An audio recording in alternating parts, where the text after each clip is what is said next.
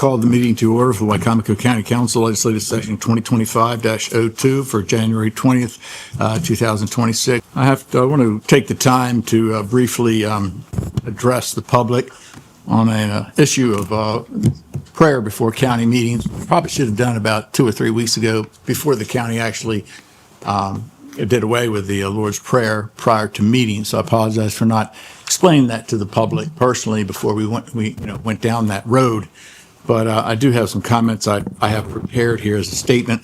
I'll try to keep it as brief as possible. I know there's been a great deal of disappointment surrounding the recent decision to discontinue opening the council meetings with the Lord's Prayer. I share in that disappointment, and this council shares in that disappointment. It's a decision that unfortunately ends a long-standing tradition, one I've been honored to represent for about 20 years. Joe Holloway's been here for those 20 years with me. And it's one that existed well before our time in office. For many years, this practice took place without any controversy. Unfortunately, however, more recently, after my good friend James Wynn here chose to read scripture from the Bible during a council comments, which was not that long ago, the council suddenly found itself in the crosshairs of the national organization, the Freedom from Religion Foundation. I didn't really know who they were until they sent us their letters.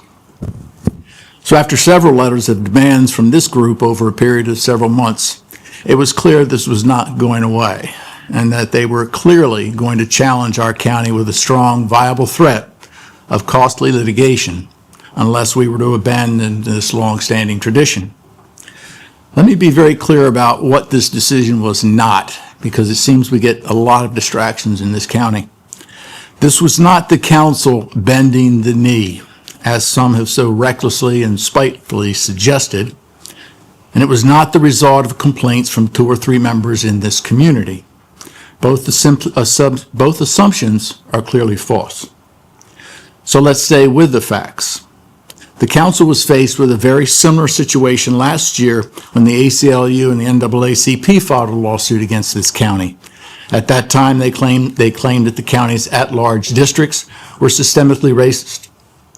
While neither I nor this council believe those claims had any merit whatsoever, the Maryland courts ultimately did not see it our way.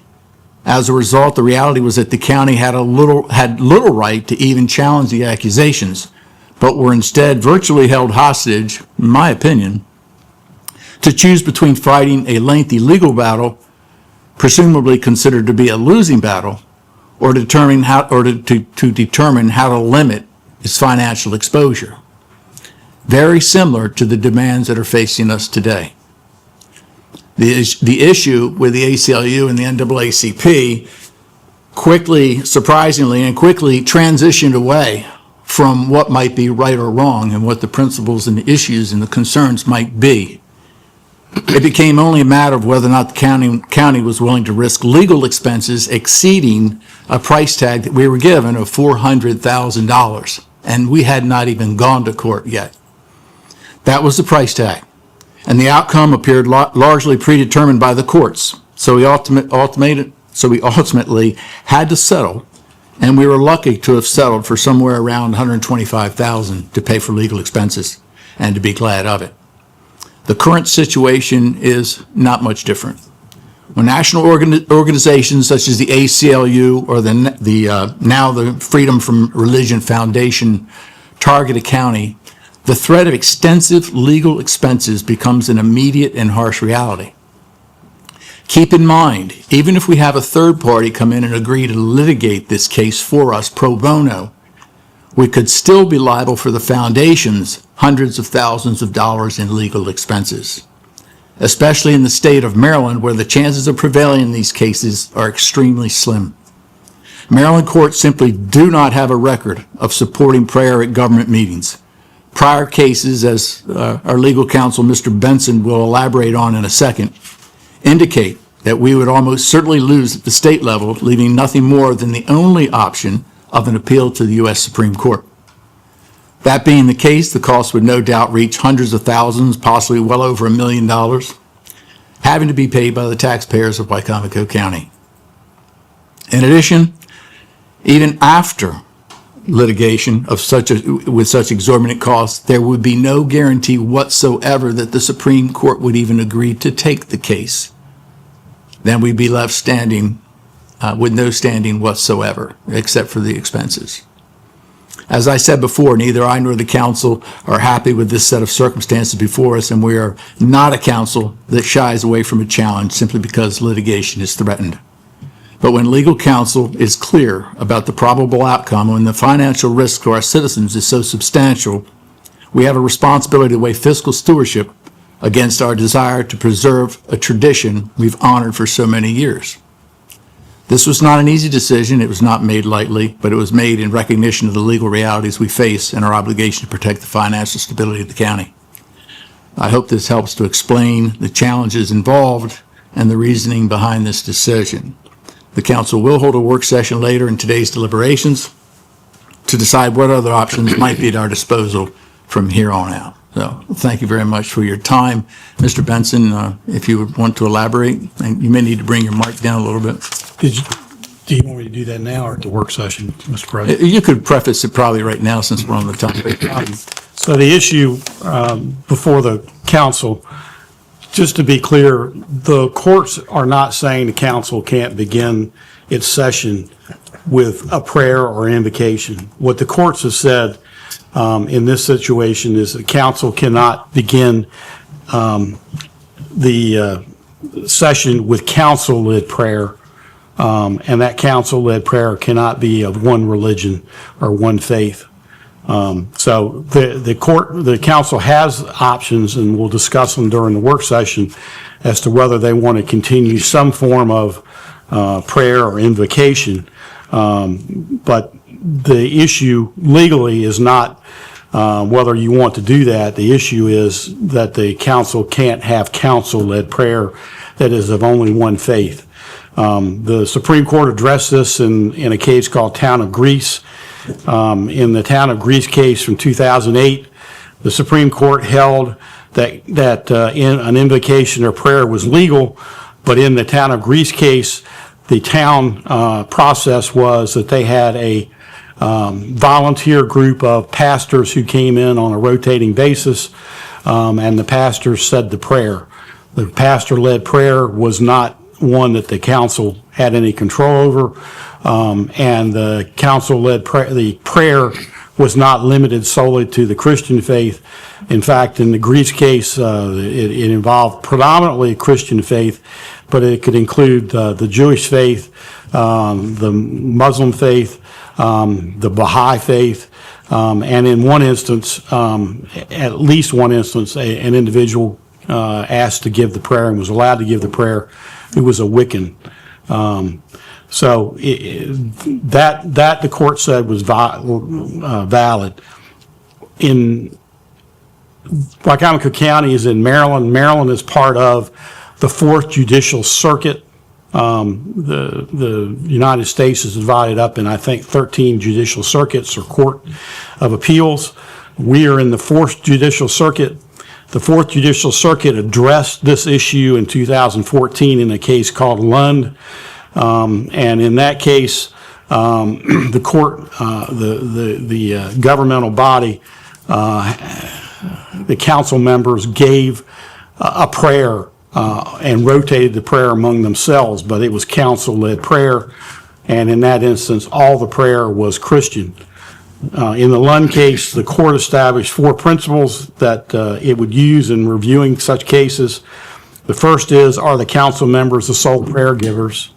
The second is the prayer of one faith? Is there an invitation to attendees to participate? And the last is the setting a local intimate setting? The distinction in that meaning, the local intimate setting, means is it a local governmental body as opposed to the United States Congress or a state legislature. The courts have drawn a distinction between the United States Congress and state legislatures and local governmental bodies like the county council. And in the Lund case, the court said intimate settings of local government meetings present the heightened potential for coercion as compared to loftier state legislatures or Congress, inasmuch as citizens are both able to and often must attend local meetings to protect their private rights, advocate for their preferred causes, and maintain accountability of their elected officials. So what may be legal for the United States Congress and what may be legal for the state of Maryland legislature is not necessarily what is illegal or permitted by the courts for the Wycomico County Council. Maryland is in the 4th Judicial Circuit. The controlling case in Maryland is the Lund case. Until or unless the Supreme Court changes the law or addresses it, we are controlled by what the 4th Circuit says the law is. Wycomico County is permitted to start its meetings with a prayer or invocation. However, the prayer cannot be council-led, and it cannot be only Christian. I have provided the council with a copy, and it's on Ms. Hurley, I believe, posted it on the council's website. There is a case out of West Virginia, which is also in the 4th Circuit, which is Cabranchi versus City of Parkersburg. Again, it's a West Virginia case. That case involved the city saying the Lord's Prayer. And in that case, they printed the prayer that was said, and it is word for word identical to the one that the county council used. And it is presented in exactly the same manner that the Wycomico County Council did. And in that case, the court specifically said that that under the 4th Circuit ruling, that saying the Lord's Prayer was not permitted, at least not if it's council-led. The other aspect of that is that I also asked Ms. Hurley to post is a copy of the even longer opinion than the court opinion on the subject of the case, where the Freedom for Religion Foundation, which brought that case, which is the same entity that brought that sent the letters to the county council, asked for its attorney's fees, and the court essentially awarded 100 cents on the dollar for the attorney's fees that the Freedom from Religion Foundation asked for. And the only other point I would make about that is that the West Virginia court, that the Freedom from Religion Foundation hourly rate was a half to a third of what we would probably expect the hourly rate to be for an attorney in the United States District Court in Baltimore. So that the attorney's fees that were awarded in the West Virginia case would probably double or triple for Wycomico County. So again, the point here is not that you can't open the session with a prayer or an invocation. However, that prayer or invocation under the 4th Circuit decision cannot be council-led, and it cannot be one faith. So with that as a understanding, the decision the council needs to make or address during the council work session is whether or not it wishes to open the session with prayer and how it wishes to structure that. And it can open with a prayer. It simply cannot use the Lord's Prayer. And secondly, it can't be council-led. Joe White, Parsonsburg. President Cannon, thank you for taking the time to address the Lord's Prayer and its absence at today's meeting. I will say I'm disappointed that nothing was mentioned on the January 6th meeting, and particularly since the folks who did get upset by Councilman Wynn's comments, that was back in September. I'm looking forward to this work session, and I hope that you can come up with some sort of solution that will allow us in the county, especially those of us who want to continue to see an invocation or something along those lines, with participation from the citizens. Joe Schiaffino, Salisbury. I understand there's a lot of disappointment, but I want to commend this council for making the fiscally prudent and correct decision in bringing itself in conformance with the First Amendment, as well as all relevant court rulings and the rest of Maryland's counties. Despite this, there are some people who refuse to acknowledge facts that get in the way of their opinions. For example, some people have spewed ignorant, malicious, inflammatory lies attacking members of the public, this council, and even the solicitor in their online forums. I'm talking about County Executive Giordano and her lapdog Colin McEvers, as well as the Delmarva Times. Ironically, had she asked her solicitors, Mr. Illuminati and Mr. Wilbur, I'm willing to bet they would agree with Mr. Benson's advice to council. Now, I know for a fact that no council candidates or even Mr. Goldberg were involved in the complaint that was filed. I also know for a fact that the council was contacted by one of the two national organizations devoted to maintaining a separation of church and state, which, by the way, does not mean that me or those organizations are anti-religion. We're not. Now, getting back to Mr. Giordano, Mr. McEvers, and the Delmarva Times, they irresponsibly stated that they would rather this council have gone to court and waste tens of thousands of taxpayer dollars in a futile cause. For their information, the last two cities in the Fourth Circuit that challenged their rulings cost their taxpayers $125,000 and $58,000. And that's from 2018 and earlier. Now, I can understand Mr. McEvers' ignorance, as he's a wet-behind-the-ears 20-year-old with no life experience who merely parrots what he hears on Fox News. But that's no excuse for his lack of reading comprehension regarding the Supreme Court ruling in Town of Greece versus Galway. Mr. McEvers stood at this very podium and claimed that decision affirmed that elected officials can recite the Lord's Prayer. That's a blatant lie. As Mr. Benson stated, that court actually said that the town's practice of opening its board meetings with a prayer offered by invited clergy members and not by elected officials, quote, does not violate the Establishment Clause when the practice is consistent with the tradition long followed by Congress and state legislatures. The town does not discriminate against minority faiths in determining who may offer a prayer, and the prayer does not coerce participation with non-adherents. Having said that, there is no excuse for Mrs. Giordano's ignorance. Wycomico County deserves better. Jim Atkins, Wycomico County. I myself and many are not sure when the Lord's Prayer started, but it's been done for decades at the county council. On September the 16th of last year, Councilman Wynn, through his actions and comments, brought unwanted attention by outside organizations to this practice held by the county council. Many argue that it's within his First Amendment rights to read from the Bible during his council comments. And I agree with that. They are within his rights. But his reading of the Bible is not what lit the fire to this issue. What brought attention to this issue were his personal comments, and I quote, "I know not everyone here is a Christian, and that's okay. I'll pray for you. And you know there's only one way. There's only one way, and that's through Jesus Christ as your Lord and Savior," end quote. At this point, Councilman Wynn insulted and denigrated citizens not only in the audience, but also watching at home who have different religious faiths and beliefs. This is a time where this probably should have been smoothed over. Several citizens and at least one council member wrote to the council president concerning this and asking for action to be taken. No action was taken, or if it was never relayed back to the concerned citizens.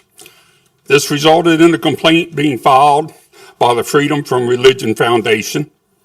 After negotiations by the council and legal opinions from the council's attorney, it was determined that a legal challenge was highly unlikely to produce a victory and would be a major expense to the county. At the first meeting in January, the prayer was eliminated without explanation. Then comes the county executive, putting out a private Facebook post from the county office stating her indignation over this and blasting the council for their actions, weakness, and stating they bent the knee to one or two people. Why doesn't the county executive come in this room and speak to the public? Why does she speak on a private platform where she only addresses her followers and not the 104,000 people she keeps stating that she represents? So I want to propose a solution for the executive if she has such an outrage over this. Elections are coming and the budget is coming. Put a referendum on the ballot on whether or not the citizens of Wycomico County want to spend the money to fight this lawsuit. place an amount of money large enough to cover the expense of the lawsuit in the upcoming budget. Do not remove it from the general fund, but eliminate one of your projects. I, like many, are saddened that the Lord's Prayer has been removed, but it's not the council's fault. It's Councilman Wynn's fault. Actions and words have consequences. Your actions and words have affected the entire county. Just because you have the right to do something does not mean it's the right thing to do. I'm Larry Dunlap from Cross Point Church of the Nazarene.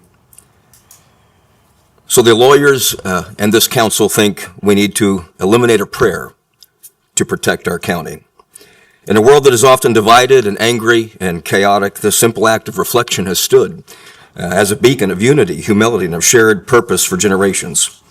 It's my understanding that for over half a century this prayer has opened our proceedings. It's woven into the very fabric of our story, reminding us of the values that built this community, values like faith and resilience and mutual trust. Disrupting such a long-standing custom isn't progress, it's erasing a piece of who we are. Our forebears, facing challenges of all sorts, found solace and strength in these words. They guided the leadership and decisions that have gotten us to where we are to this day. This tradition fosters unity in diversity. The Lord's Prayer isn't a sermon. The Lord's Prayer isn't a mandate. It's a brief, inclusive pause, a moment of reflection. In our multicultural county where neighbors of all backgrounds come together, it invites reflection on common human basic needs, forgiveness, daily sustenance, deliverance from trials. Oh, how divisive and controversial. Forgiveness and mercy, enough food to fill hungry bellies, ease of oppression and hardship. The Lord's Prayer does not exclude anybody, it elevates everybody. In fact, studies have shown that such invocations reduce acrimony and promote civil discourse, something lacking from the White House down to the Salisbury City Council. Some argue this blurs the line between church and state, but the Supreme Court has recently upheld similar legislative prayers as ceremonial traditions that honor our heritage without coercion. No one is compelled to participate. It is a voluntary nod to a foundation that many hold dear. Removing it would not neutralize this space or bring freedom from religion. It would silence a voice of inspiration that has guided our county's governance for 150 years. Continuing the Lord's Prayer isn't about division, it's about drawing from a well of wisdom that unites us, a well far deeper than this shallow thread.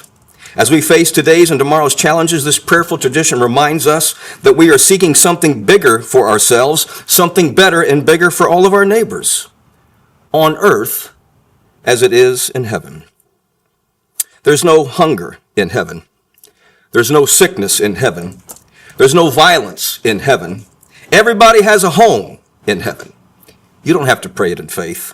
You don't even have to say the words in doubt. But if you don't want that for the people of our county, why are you here? Why would you listen to those who don't want that for us? And with all due respect, if you're going to let the bullies take our lunch money and do nothing, you are bending the knee. And the lack of communication regarding this assault on our local government practices was an egregious failure of this council. And you can vote today to reinstate this practice of prayer and avoid litigation by simply inviting faith leaders like myself and many others from our community to lead the opening prayer. We need this council to be wise as serpents and crafty as doves, not as quiet as mice. Peace and blessings to all of you. My name is Mary Ashanti. My religion is not Christianity.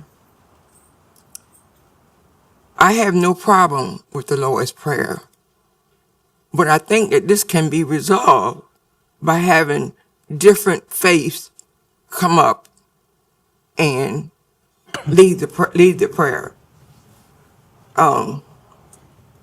This county and so many people think that, and it was evident by what the young man said, and all the people that thought he was right, that Christianity is the only way. If you know anything about religion and God, you'll know that Christianity is not the only way.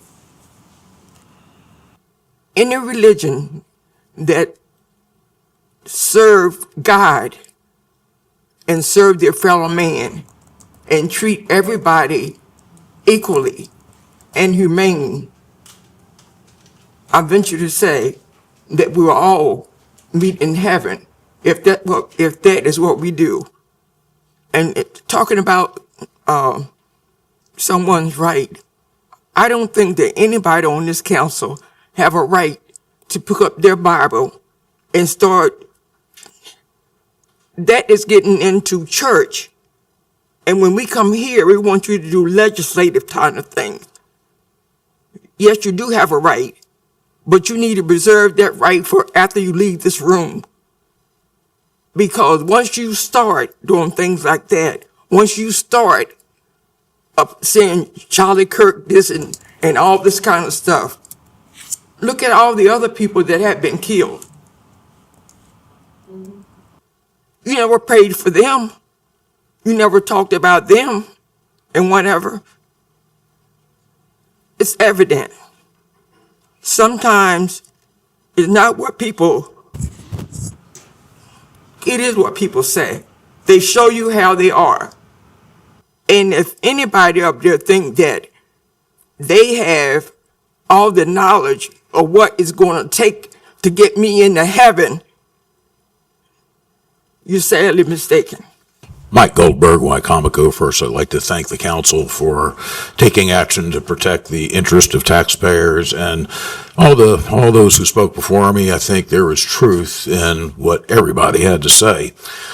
Fact is, however, if Councilman Wynn hadn't put this issue on the radar by inappropriately proselytizing during government meetings, I don't think anybody would have ever filed a complaint. And the Lord's Prayer would still be recited, at least for now. So if anyone is unhappy about the Lord's Prayer being discontinued, talk to Mr. Wynn, because his actions make him solely responsible. At a public event in December, Mr. Wynn approached me and apologized, claiming he did not intend to offend anybody. I readily accepted his apology. But then, at the last council meeting, he doubled down on what he incorrectly believes to be his right to evangelize while acting in the capacity of a government official. What an incredibly duplicitous action. I don't think any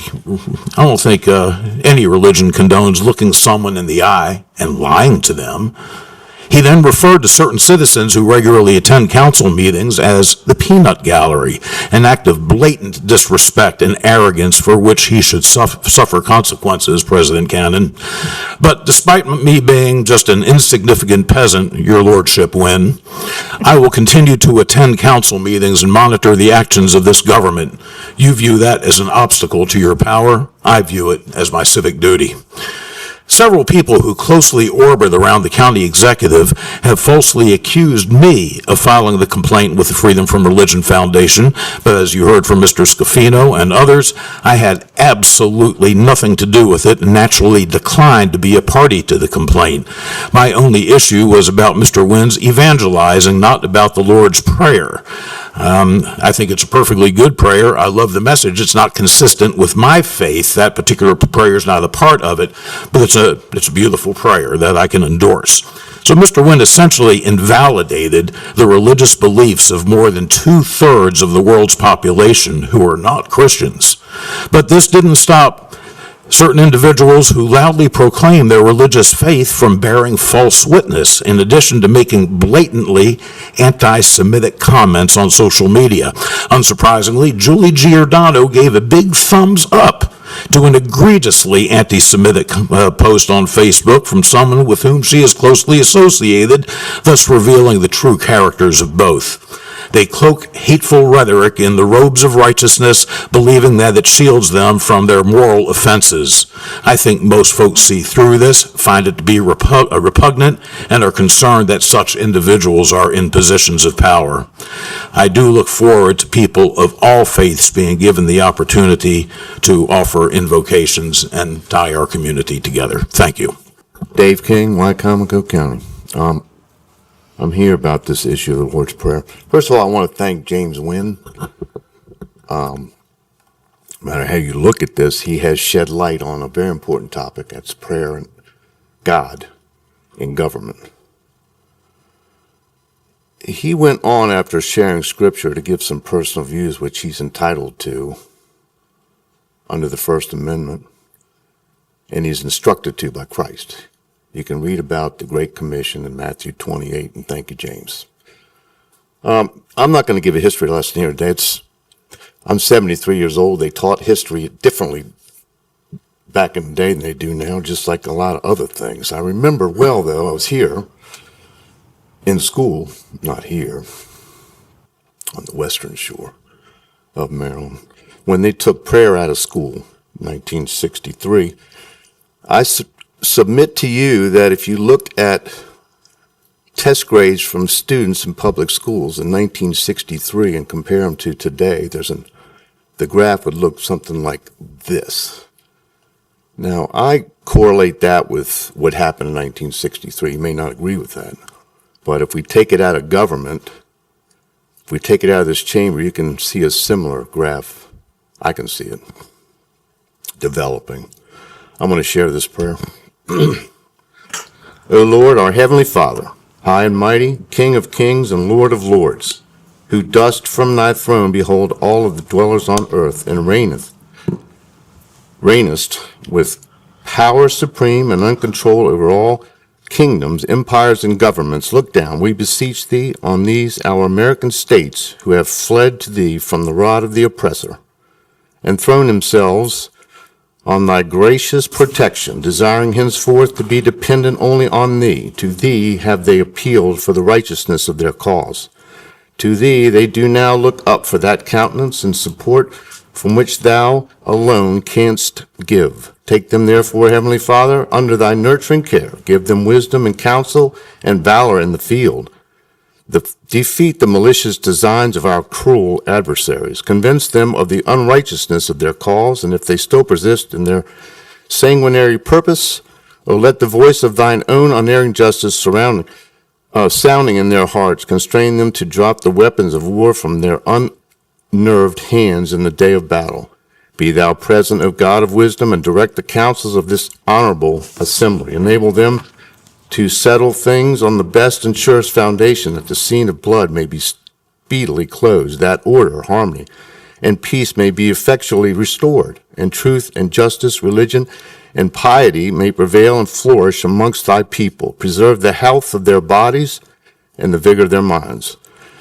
Shower on them and the millions that they represent such temporal blessings as thou seest expedient for them in this world, and crown them with everlasting joy in the world to come. All this we ask in the name and through the merits of Jesus Christ, thy Son, our Savior. Amen. Sorry to exceed my time. That was a prayer from Jacob Duché in the First Continental Congress, and he shared that, and the rest is history, but he also shared the 35th Psalm. I implore you to go back to history and see what this is, what the Constitution is based on. Trish Melvin, Wicomico County. I don't have any prepared statement, but I just wanted to talk about the separation of church and state. I've heard it said in the ether that this is a Christian, we are founded as a Christian nation. We were also founded as a slaveholding nation, so I really don't think that's much of an argument. But what were these people, these Christians that came here to found this country? What were they leaving? Who were they leaving? They were leaving other Christians. We're persecuting them.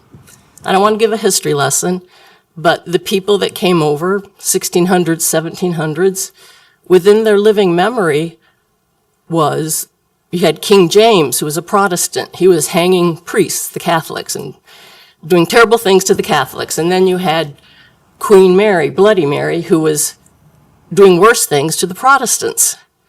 So that is probably what was in our country's founders' mind, is let's separate the church and the state so they don't hang and eviscerate each other. So that's all I had. Matt Gordon, Wicomico County, about opening prayer, transparency, and constitutional governance.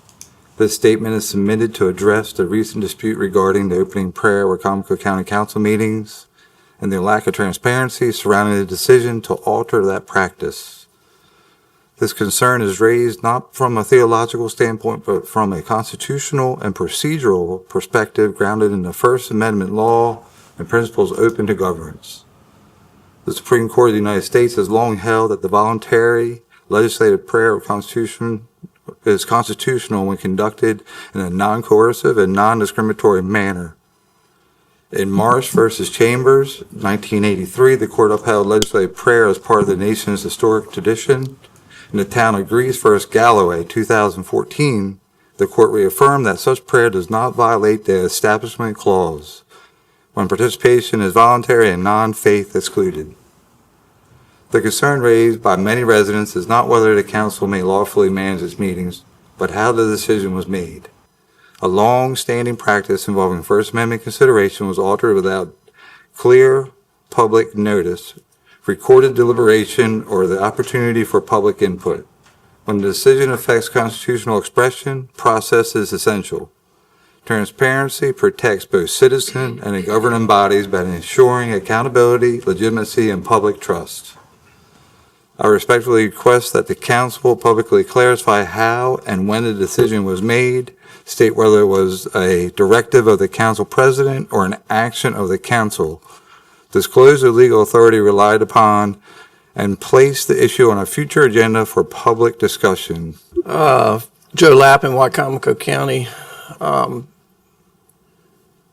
First of all, I want to thank James Wynn and the council for the seafood ordinance and the approval for that. In fact, Mr. Wynn was very pinnacle in that as far as helping us get that off the ground. Excuse me.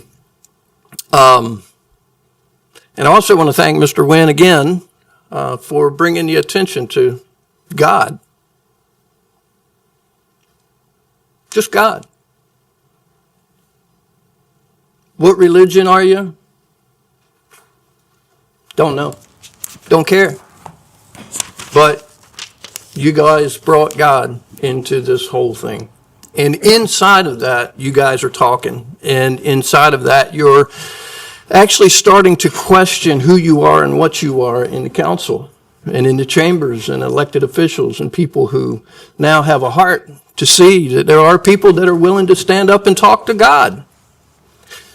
And from the Christian standpoint, I'll speak from that because this book right here, I've spent a lifetime studying it. And in this book, there's not a single thing that I can find in this book that'll tell me to do anything wrong against any person in this room if I follow it to a T. If I follow it to a T. And take religion out of it and just read it as an instruction manual. And let's talk about forgiveness. Let's talk about forgiveness and talk about how we behave as humans. And let's talk about who we are as individuals and reaching out to our community and our neighbors and looking at our neighbors and saying, hey, I want to reach across the aisle and see who I am. I can read from this book, and I want to do that because it's actually an instruction. It's actually an instruction for me. Just me, in my belief. And I got about 52 seconds. But I want to thank the Freedom from Religion people. I want to thank them. I really do. I want to thank them. And I tell you why I want to thank them. Because it says, be careful not to practice your righteousness in front of others to be seen by them. Otherwise, you have no reward with your Father in heaven. So whenever you give to the poor, don't sound a trumpet before you as a hypocrite. Do it in the synagogues and on the streets to be applauded by people. I tell you, they have reward. But you will give to the poor. And don't let your left hand know what your right hand is doing. So that your giving may be in secret, and your Father who sees in secret will reward you. Whenever you pray, you must be like the hypocrites, because you must not be like the hypocrites, because they love to pray standing in the synagogues and on the street corners, to be seen by the people. Truly, I tell you, they have their reward. But when you pray, go into your private room and shut your door and pray to your Father who is in secret, and your Father who sees in secret will reward you. And when you pray, don't babble like the Gentiles, since they imagine they'll be heard. For their many words, don't be like them, because your Father knows the things you need before you ask. And then Jesus goes on in the Lord's Prayer. the last year and a half, I've been through some personal issues. And if it wasn't prayer that got me through. And I do agree, I'm a private person when I'm not here. And I prayed by myself. We have to realize also that we are not in the 1950s or 1940s or even 1930s. We have a growing, diverse community.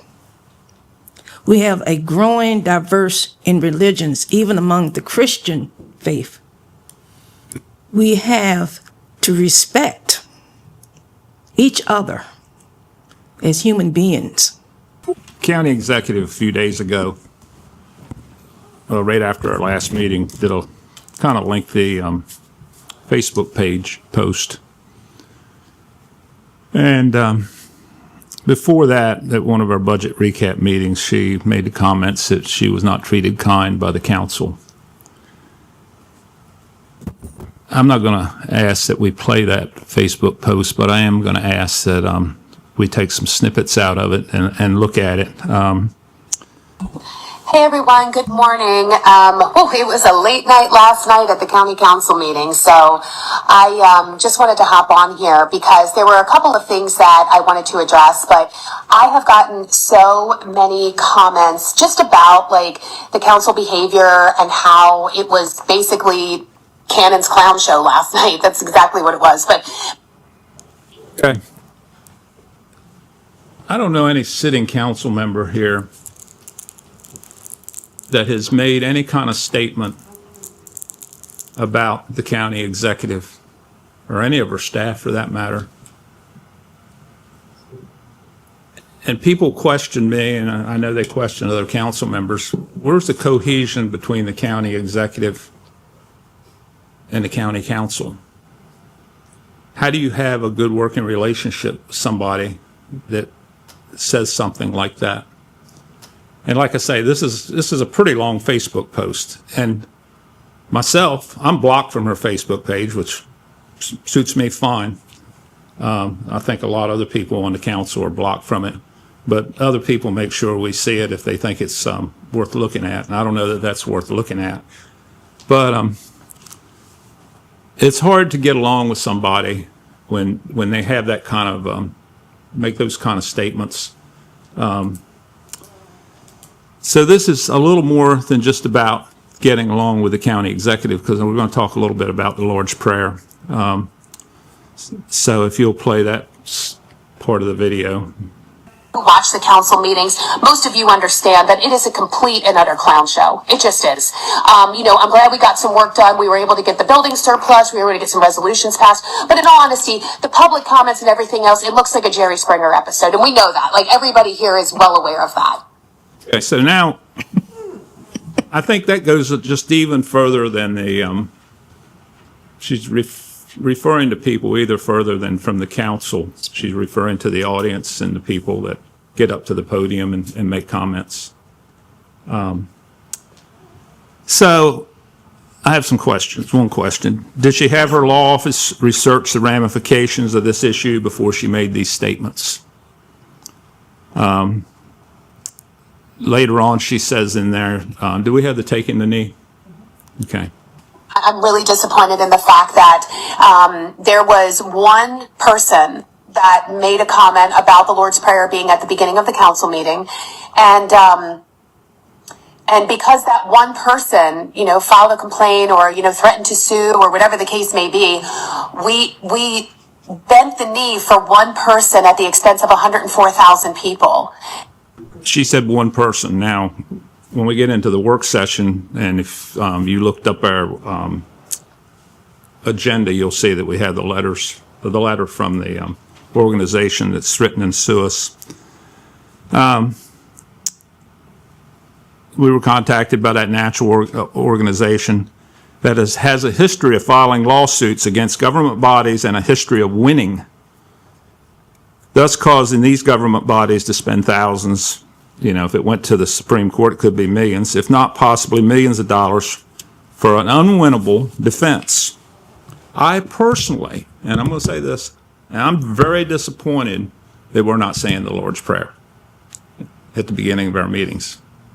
If it was up to this person, we'd still be saying it, but it's not just up to me. I learned that a long time ago when I came on the council. Everybody said, what are you going to do on the council? I said, man, I'm going to change things. Well, I soon found out you're just one of seven, and you got all the other government things. You're not going to do it on your own. It just seems to me she's being very hypocritical in her quest to chastise the council on this issue in this manner she's doing it. Let's look at some of the county executive's actions. Council holds 24 meetings a month, regular scheduled meetings, two a month, plus some other meetings for our budget. On the other hand, our county executive holds numerous public meetings, and under her guidance oversees many more meetings that are open to the public. I'm not going to go into the whole list. Some of these include the Airport Commission, Electrical Board, Planning and Zoning, Board of Special Appeals, Recreation and Parks, budget hearings, capital improvement program hearings, and regular budget hearings. Can somebody tell me how many times she's had the Lord's Prayer said at one of her meetings? 0. So you all stand, I understand people are upset about this. I'm upset about it. But to get up here and chastise this council and criticize this council for what we did when the county executive, who's supposed to be working with this council to do what she's saying, and she doesn't even do it. So anyway, we're getting a little off track here and we get a little mad, angry. So anyway, why such public vocal criticism? First, we got to remember it's an election year, right? That's the most important thing for her.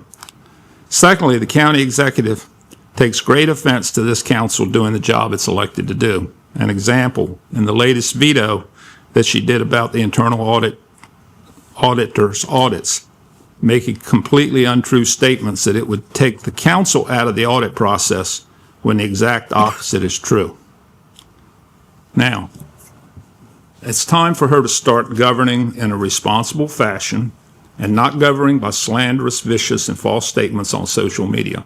I don't go on social media other than, hey, somebody's birthday, or my wife has some booths over here, the Season's Best, we advertise on that. I don't try to govern this county by social media.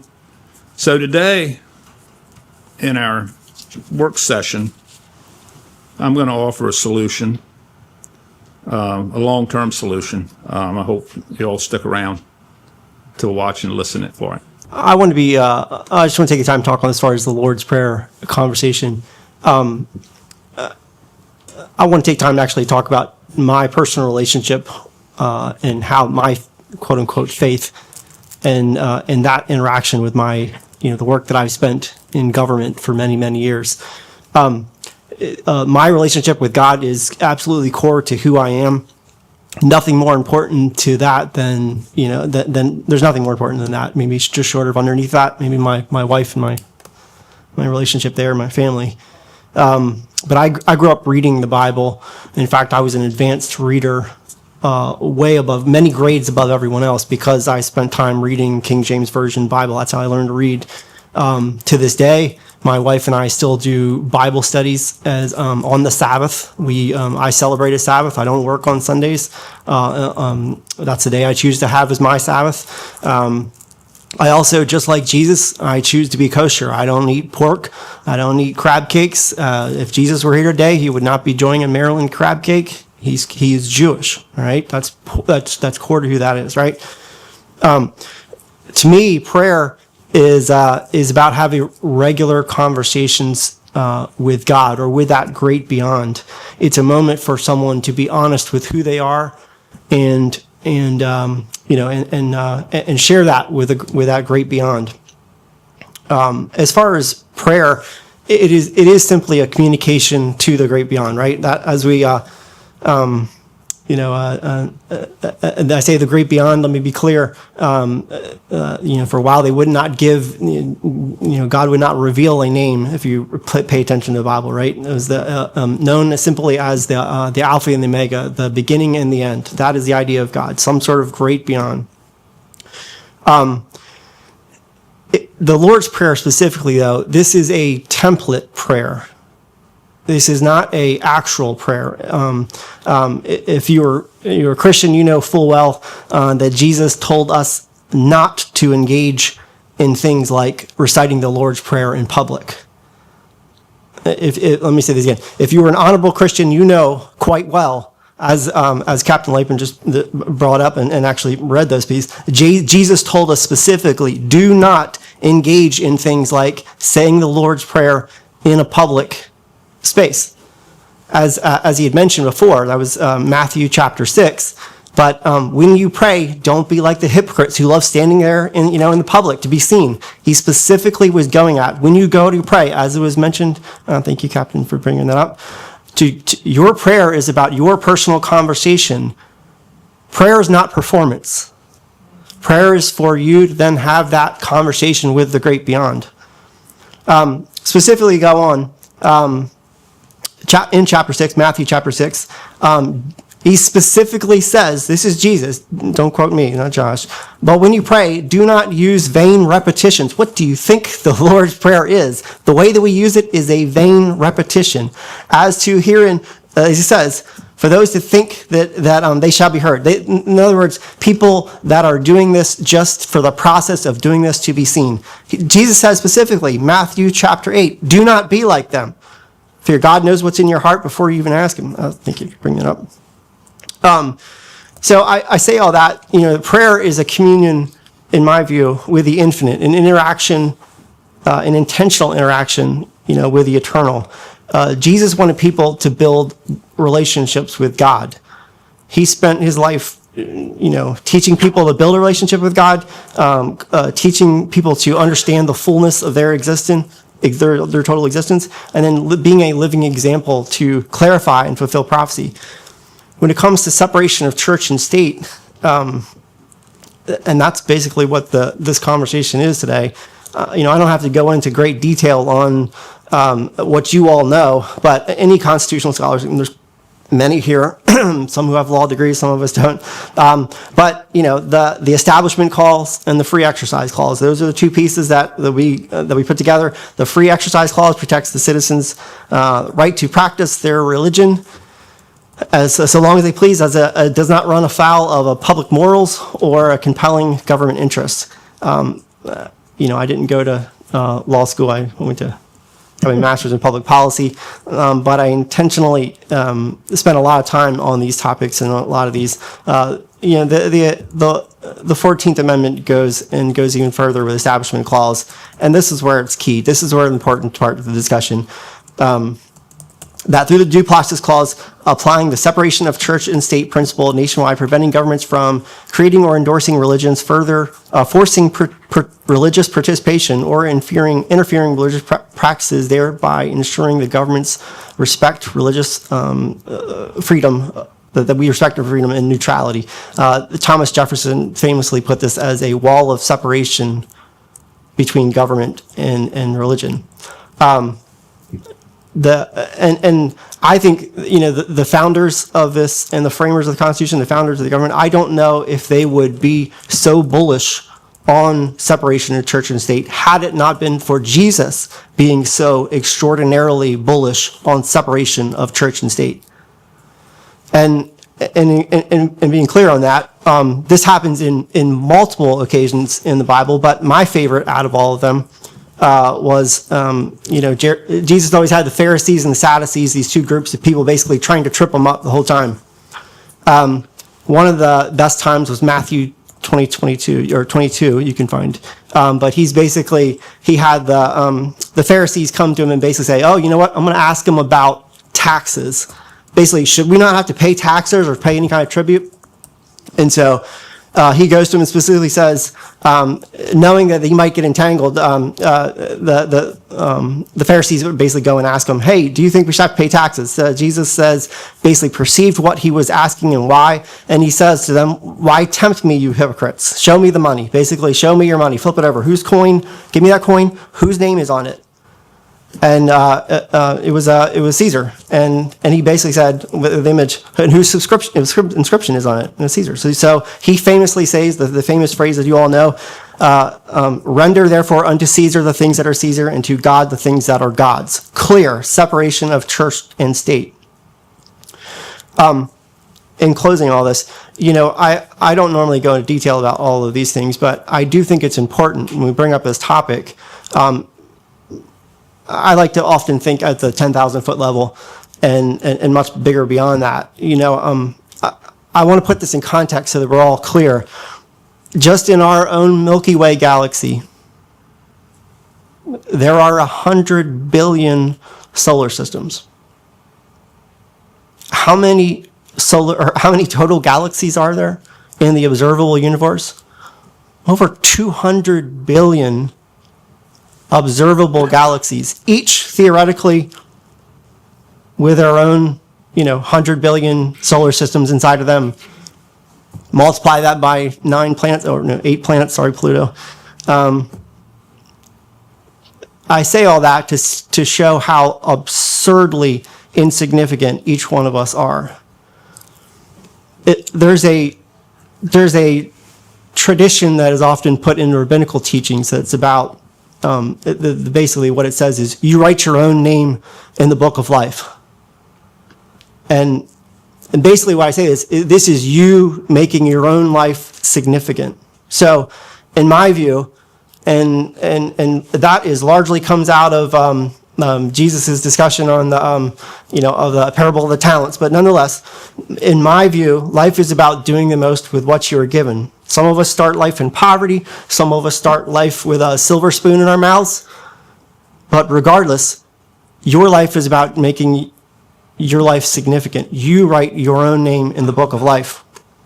So, in conclusion from that, as for me and my house, I will serve the Lord. That's what, that's a quote from Joshua. Yep. And but I don't want to ever do anything that is affront to A, Jesus' own teachings, B, an affront to the Constitution, or C, an affront to everyday people who might be coming here from the Jewish faith, from the Muslim faith, from others.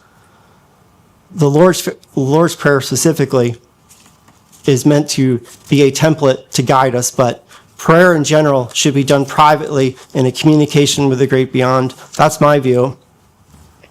But I do think it's important, and we can share this in the next conversation as we switch over, that we then have a 2-minute invocation where people can uplift, inspire, and have us all think together.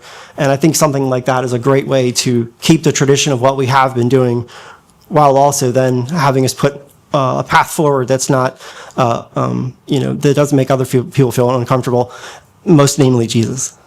Josh, you took a lot of the words out of my mouth. I don't have to say them. I do apologize. I did not realize that my comments would wind up removing the Lord's Prayer. And I do apologize to my fellow council members for having this happen to us. And I just want to share a quick story, if you don't mind. And it kind of goes with what Josh was saying. And I don't know if, John, you realize this, but I had a conversation with you about a year and a half ago about potentially doing something other than the Lord's Prayer, not saying I wanted to remove it or anything like that, like it was a heresy or anything. I thought it would be nice to have someone come in and do prayers for the council because, interestingly enough, because I read Matthew. Matthew starts at Matthew 6, verse 5. And it pretty much says that, in a nutshell, that the Lord's Prayer, or a template like that, it is meant for us in a private place as Christians. And I'm not saying I don't like the Lord's Prayer. I love the Lord's Prayer. I think it's great to read. But I think it's also important that we take that home and we as Christians do that in our private place.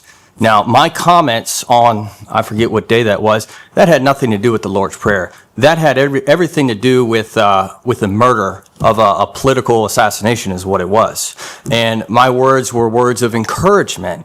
And I think it was just taken way out of context when I had expressed my personal belief of Christianity being the way. And I understand it makes people uncomfortable. It's a very controversial topic. you know, Jesus came to divide us. He separates the wheat from the chaff, and I'm sorry that that's just the way it is, and I do apologize. This is a representative form of government. I represent the community on behalf of the people for the government. So when you vote on people, you need to make sure that you vote on who you want to represent you. And I'm representing the people that I feel that I'm representing. Same with Josh, same with all the other people up here. And that in a nutshell, I just think it's incredibly ironic how our God works, that it's in red that the Lord's Prayer is to be used in our private place. Now, I'm not saying that I don't want any prayer in our council meetings. I absolutely think that we should always have a blessing before we go into a meeting that's for this community. And I think that's incredibly important. And I hope that we can have really good discussion on how we're going to go about doing that without having to get us into any legal troubles. But I was going to say that I'm sure not one single council member, including myself, wanted to have to stop saying the Lord's Prayer. And this is not a new topic. 25 years ago, when I was on the council, this very topic came up. I can't for the life of me remember who raised the issue. And at that time, the president, Rusty Mauner, said, join us if you care. That was our thought process, that we would kind of make that separation. So it's not new. I would say we've been flying under the radar for at least 25 years with this issue. And apparently we're not the first jurisdiction who has discontinued saying it. I still think it's very unfortunate. Many can argue the establishment of religious clause and make a great case. I'm not an attorney, and so my tendency is to follow the advice of our expert, our legal counsel, and I thought that his comments and research were very clear-cut. The Freedom from Religion Foundation was going to sue us, and we were going to lose. And that was what prompted, I'm sure, the decision that was made by President Cannon, and I 100% support that decision. We can now go forth and try to identify other ways that we can handle this situation, but from the standpoint of just stopping the potential litigation, that was the right thing to do at the right time. Like most people our age, I am a fan of tradition. I was sad to see the events and the removal of the Lord's Prayer. But as Councilman Ennis alluded to, this was a financial decision, much like the NAACP ACLU lawsuit decision. I wasn't happy with that either. When I was asked for my opinion on that, I was in favor of fighting it because I felt that it wasn't presented properly. Had no problem with the issue of the lawsuit. My problem was how it was presented and basically the complete lack of communication with this council. So fast forward to this issue, same set of circumstances. We're faced with a decision. We have to put our personal feelings to the side and do what we think is best for the citizens of the county. Keep in mind, the council president sets the agenda to all of our meetings. And having sat in on all the agenda meetings, I see how this process unfolds. And there are times, with all due respect, that I don't agree with President Cannon, but it ain't my show. So one thing you do not see is these disagreements end up on social media or on the local media in some interview or podcast or anything like that. We have these discussions and we work things out like adults. I wish we could see more of that. I'm looking forward to this discussion, and I'm confident that we will arrive at a sensible conclusion that will likely not please everybody, because nothing pleases everybody. In regard to these other issues, it was suggested here that in reference to Councilman Wynn and his comments that were being made, that as president I was being somewhat irresponsible because I took no action against Councilman Wynn. I would assure you that I did take action in regard to Councilman Wynn. I personally addressed the issue with him immediately after that meeting, and we've had conversations since then. And Councilman Wynn graciously assured me that the reading was a one-time occurrence, and he recognized that it had caused a little bit of, concerns within the community, and I appreciated the fact that he made that comment. I also addressed this with Mr. Benson, our legal counsel, Mrs. Hurley. I've had some conversations with other council members and members of the community in regard to what had transpired. I don't think I was irresponsible in not acting at all. I know that what I believe is the purpose of that comment was the fact that I did not censure Mr. Wynn, Councilman Wynn. And I thought I'd made it clear that I cannot censure, the council cannot censure Councilman Wynn on what he did. A censorship can only be done if it's a charter violation. And in no way was Councilman Wynn in violation of the charter. So I wanted to make that clear. Action was being taken. There were a lot of conversations behind the scenes, and I don't share all those conversations with everybody in the public all the time. In regarding to the Lord's Prayer and the agenda, the gentleman with the American flag on your hat, I like that. You did ask a very good question. Who did it and why was it done? How was it done? And that was my call, and I did remove it from the agenda on this last meeting. My big mistake, as I explained to the press, was that I did not inform the public ahead of time that that was going to happen, and I should have probably had the same discussion at the beginning of this meeting. I should have had it 2 weeks ago at that meeting, and that way it might have been a little clearer for everybody, so I do apologize for that. But I did that because, had a lot of conversations with Mr. Benson, his expertise in the legal field is beyond reproach. Also with Mrs. Hurley, had discussions with her as well. It became very clear that through his discussions with the Freedom from Religion Foundation that they were not going to budge. I think maybe 3 letters came back and forth where they finally said, you need to let us know what is going to happen pretty much now. And it was that point in time, similar to what Vice President Merritt said, I did not want to repeat the same issue that happened with the ACLU and the NAACP. We were given no notice whatsoever that a lawsuit was pending and a lawsuit was going to be filed. What happened was within 24 hours, a suit was filed, and it wasn't much longer when the council found itself was faced with $400,000 of threatened legal expenses that we were going to be obligated to pay.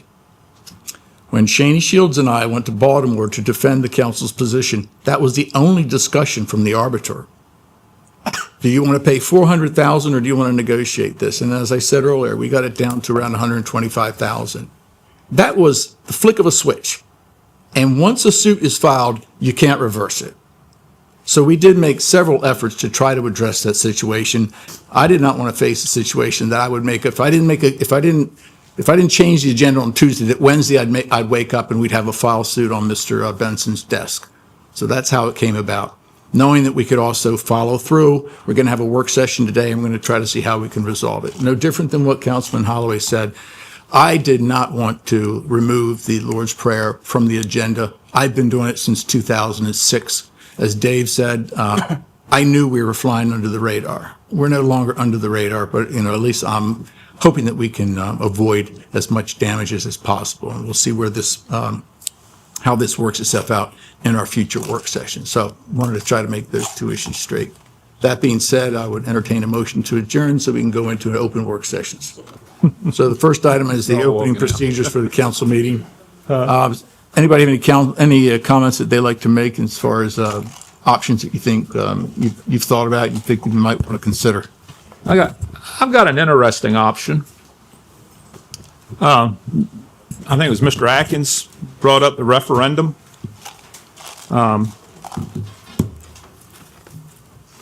I think we could temporarily do a moment of silence. And Mrs. Hurley disappeared. I was getting ready to ask her a question. Is she coming back? Okay. No. She disappeared. Where'd she go? Anyway. In charge today. Anyway. Do a moment of silence temporarily. Put this on a referendum and let the citizens of Wicomico County vote on this. Okay. Now, that means that if it passes, we'll have a lawsuit. Okay? Right, Mr. Benson? Yes. Okay. So that means we're going to incur cost, right? Could be a couple $100,000, could be $500,000, could be $1 million. So it would be up to the county executive to budget for this, correct? Right? And that means if she budgeted for it, that it would come out of the taxpayers' pockets. Okay? The alternative to that is let the county executive either fund it herself or start a GoFundMe page. Let the people that want this on a referendum to donate to either her campaign or to the GoFundMe page, and let the county executive solve this problem for us. Her job as county executive is to help solve problems in the county. This is a good challenge for her.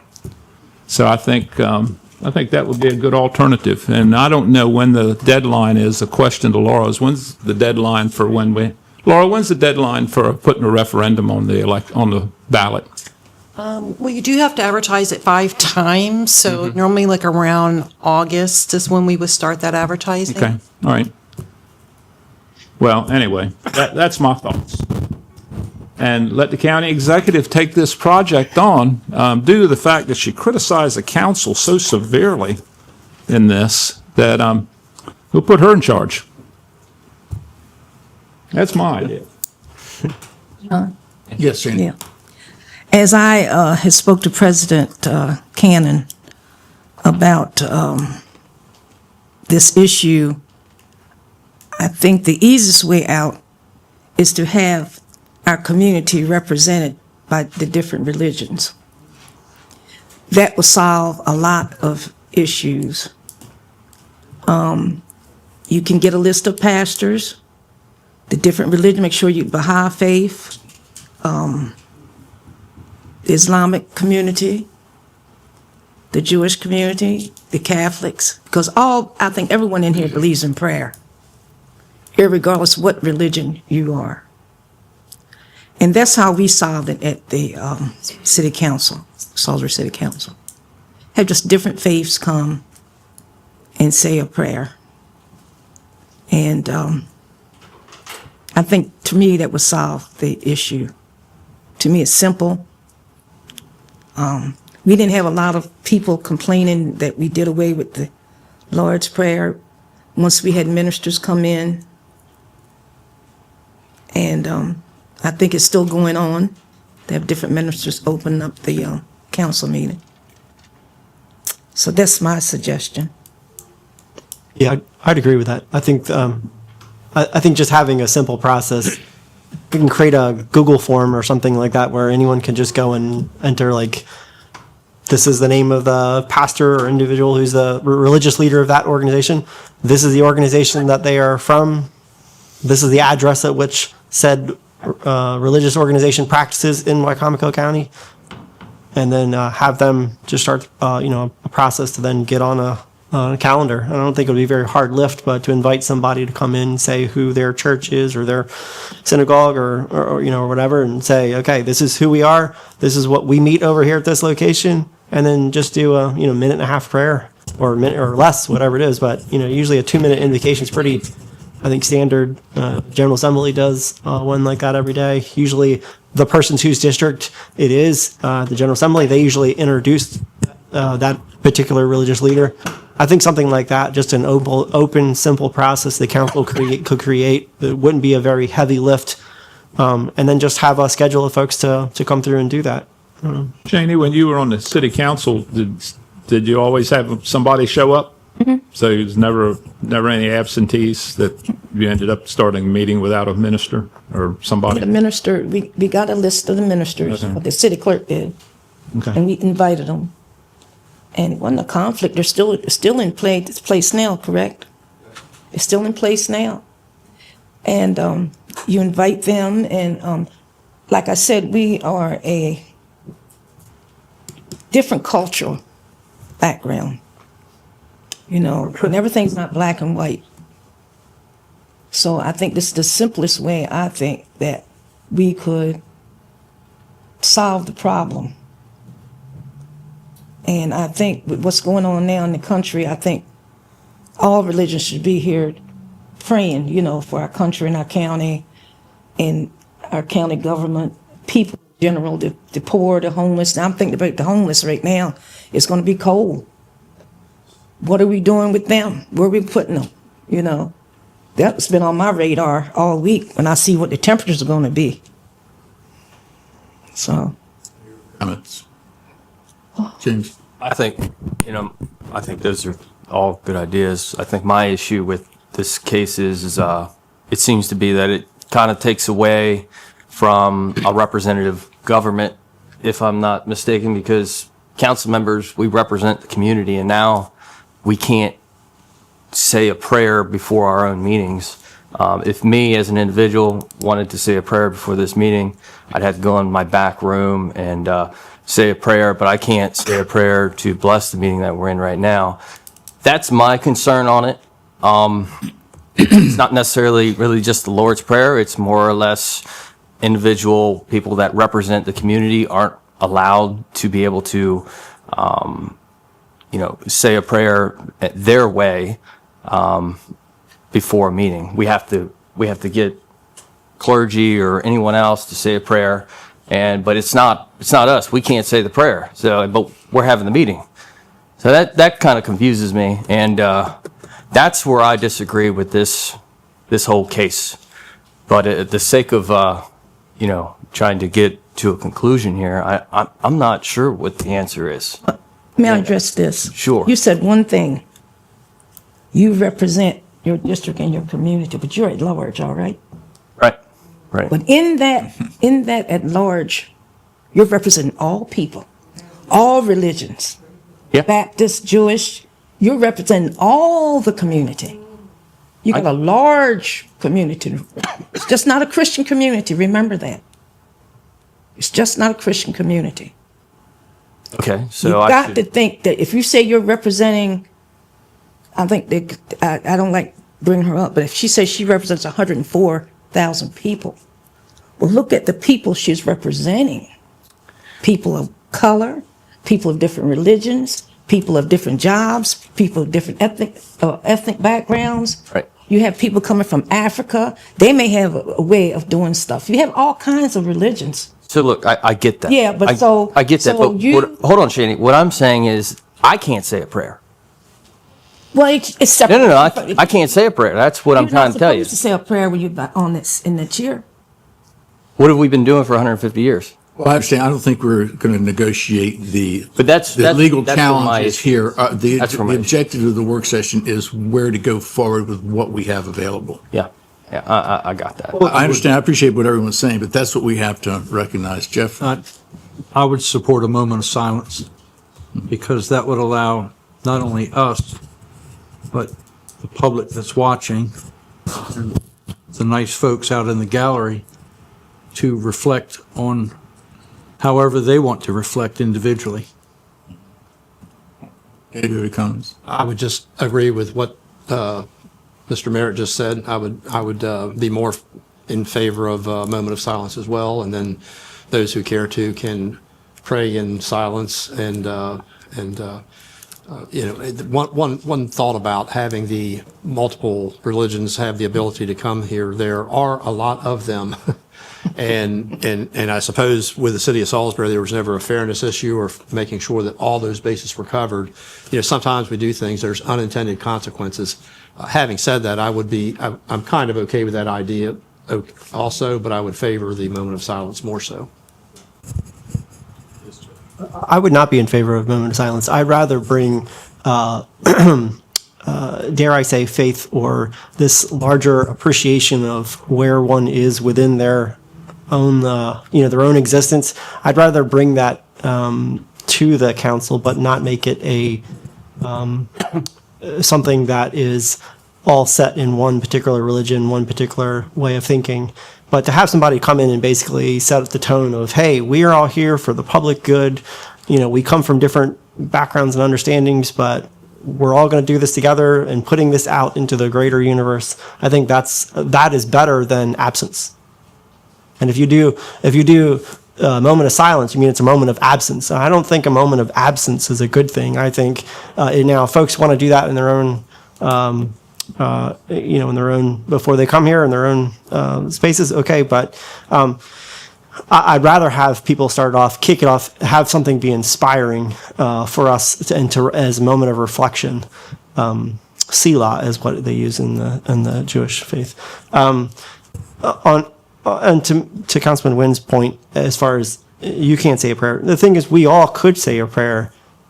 We can't put in the institution of saying this is what we are doing as part of our agenda. We are saying prayers. If something is inspiring to someone in council comments, if they wanted to share, and then theoretically that could probably pass because that's part of you're not instituting a religious act, right?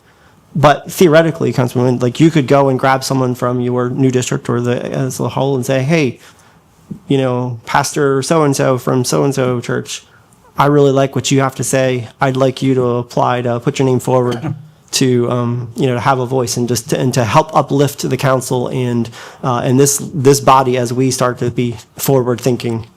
So I think something like that makes a whole lot more sense. It brings people in. It gives each one of us could go out and find, a particular. I already know a couple folks in my, in my view, my name, my community, my district, that I think are really incredible pastors or a couple, a rabbi or two. We could all be helping grab those names, having those people apply, so that they'd be in a, kind of a running tab of, of who comes to speak next. So I think something like that would make a lot of sense. You have a comment, Joe? Yeah, I'm okay with a moment of silence temporarily, but I want to challenge the county executive to raise enough money for us to put this on a referendum and defend ourselves. So I'm fine with a moment of silence temporarily, and if enough citizens get together, we'll have to set a baseline, and I'm not talking about a pledge now. I'm talking about a fund put together. Enough citizens get together, I would probably even donate it to it. And we will get this fund together. If we get it together in time, we'll put it on a referendum, and then the lawyers can go to work and take the money. And then we'll probably lose anyway. But that's up to the county executive, because she's the one that's been so critical of us. That's where I'm at.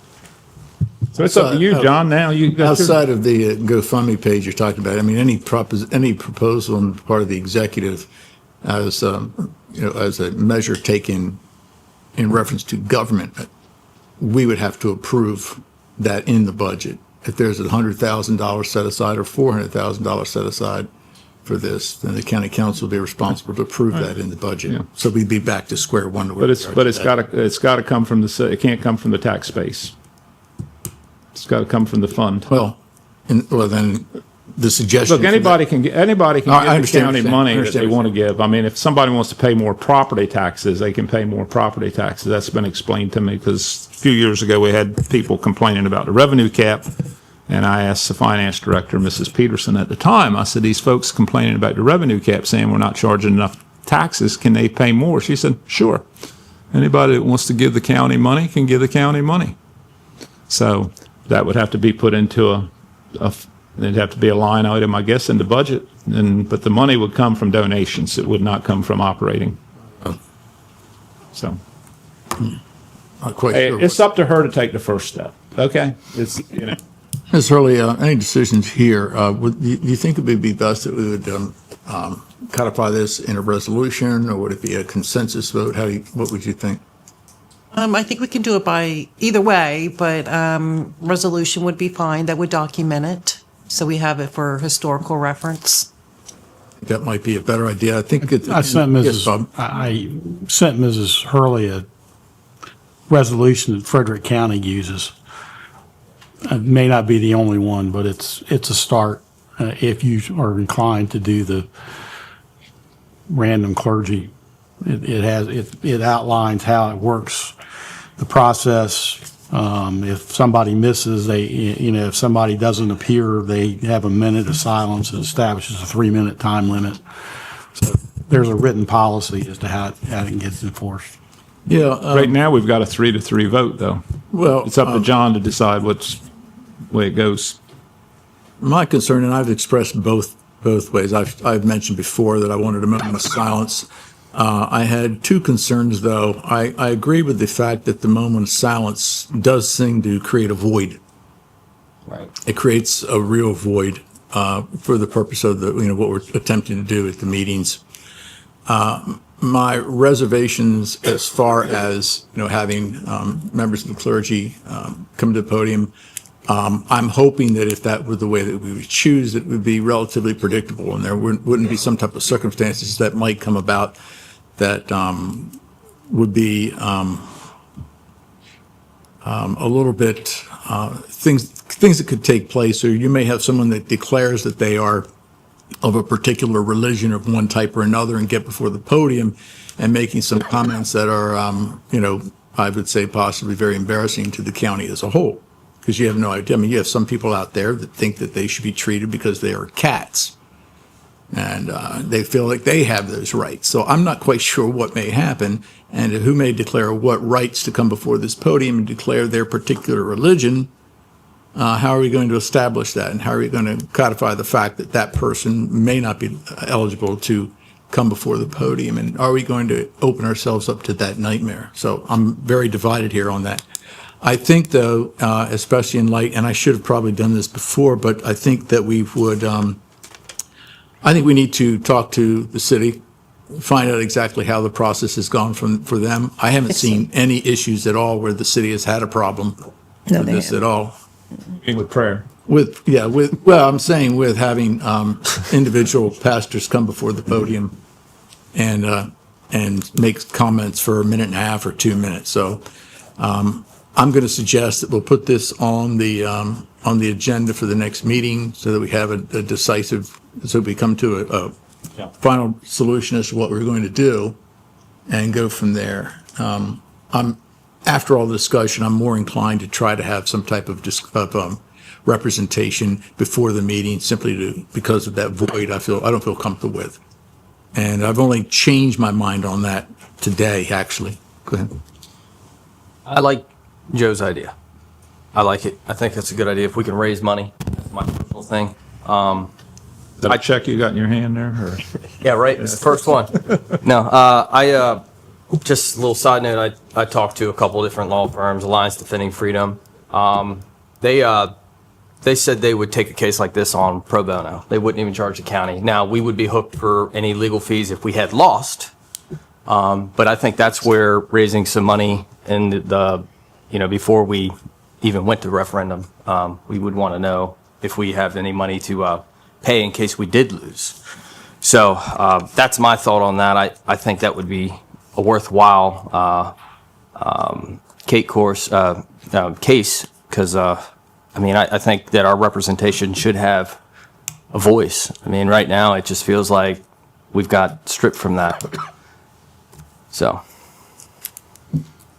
I think, again, the concerns expressed there, James, is the fact that we may have someone take the case pro bono, but they are not going to pay the legal expenses if we lost. Of the Freedom Fund Foundation if we lost. And as Mr. Benson has assured us in this District 4, am I correct? Fourth Circuit, West Virginia District Court. Yeah, I know we'd lose there. I'm talking about the court above that. Well, as a practical matter, unless things change, you're going to lose in the district court, and then you're going to lose at the Court of Appeals. And the only way you're going to win is if you get the Supreme Court to take the case. Yeah. Which is going to be 5 years from now. Could be 5 years. And when you go down that path, you can't reverse it. I know. And that's, that's why when Joe said, sorry, Joe, I use you as a reference, he's one of seven. So we have to make that decision together.